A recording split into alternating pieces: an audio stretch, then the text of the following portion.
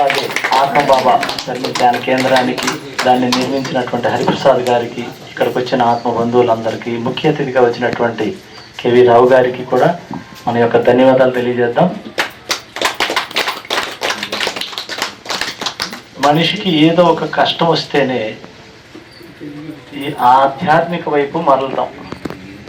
ఇది పక్క వచ్చి ఉంటాయి, అందరికి వచ్చి ఉంటాయి, ఇప్పుడు కూడా ఉంటాయి ఏంటి, అవి వస్తుంటాయి. కానీ ఆగకూడదు అక్కడే. ఇది వచ్చింది కదా ఇక్కడ అయితే, అంటే ఇవన్నీ మనకి ఒక పరీక్ష. సత్యంతో కూడుకున్న మాటలు, సత్యంతో కూడుకున్న ప్రయాణం అంత తేలిక కాదు. ఏదో ఒకటి వస్తేనే, ఇప్పుడు ఇందా సార్ చెప్పాడు, అనారోగ్యం రావటానికి ఆ అనారోగ్యానికి కూడా కృతజ్ఞత తెలియజేశాడంటే, అనారోగ్యం రాకపోతే హరిప్రసాద్ గారు ఇంత కార్యక్రమం చేస్తారా? విజయవాడలో వ్యాపార రీతిలో కొట్టుమిట్టాడుతుంటాడు, అంతేనా సార్? అందుకే వస్తాయి. అది ఆర్థికంగా రావచ్చు, ఆరోగ్యంగా పరంగా రావచ్చు, కుటుంబ పరంగా కలతలు ఉండొచ్చు, ఇవన్నీ వస్తుంటాయి. కానీ వచ్చినప్పుడే భగవద్గీతలో చెప్తాడు, ఆ స్థితప్రజ్ఞత అంటే ఏంటి? ఆ వచ్చినప్పుడే నిలబడటం నేర్చుకోవాలి.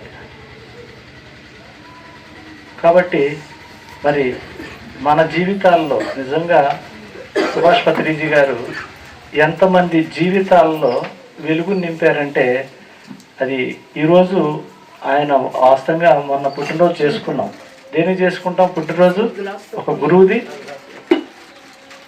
ఒక మన ఇప్పుడు ఇండియాలో ఎంతోమంది ప్రధానమంత్రులు మారారు కదా, వారిది ఎప్పుడైనా చేశామా? ఎందుకని? ఒక గురువు ఎలా వస్తాడు? భగవంతుని రూపంలోనే గురువు వస్తే ఆ గురువు ద్వారానే విషయాన్ని ఈ భూమి మీద అవతరణ. అందులో పత్రిజీ గారి ఏంటి?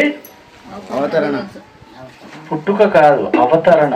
మరి ఇంతమందిని మోటివేషన్ చేయటువంటి మాటలు కాదు కదా, సత్యం ఉందంటే. ఆ సత్యంలో ఉన్నాడు కాబట్టి ఆ సత్యంలో ఆయన పూర్తి చేసుకొని వెళ్ళలా.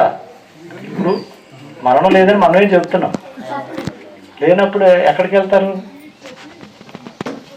నడుపుతారు అంతే. అది ఇప్పుడు మనల్ని నడిపిస్తున్నాడు. అయితే సిద్ధంగా ఉంటుంది. ఇవి వచ్చినప్పుడు వాటిని వచ్చినా కూడా మన పని మనం చేయాలి. కాబట్టి ఎవరైతే నిలబడి చేసుకుంటూ వెళ్తారో అవన్నీ దాటిన తర్వాత పరమానందం ఉంది. ఏముంది? మరి అది కావాలా వద్దా? ఎప్పుడు ఆనందంగా ఉండాలంటే ఏం చేయాలి? ఎన్ని వచ్చినా అది దాటుకొని వెళ్తే ఆనందంగా ఉంది.